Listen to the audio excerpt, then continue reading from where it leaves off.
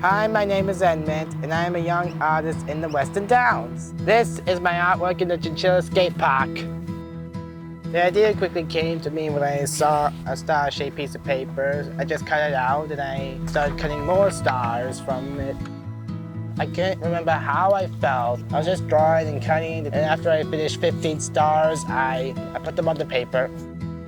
I wasn't really expecting to win the money, but quite proud and very happy. Have you played any Mario games before? Yeah. There's this power of the invincibility star. Yeah, I remember that, yeah. Well, that's sort of what a star means to me.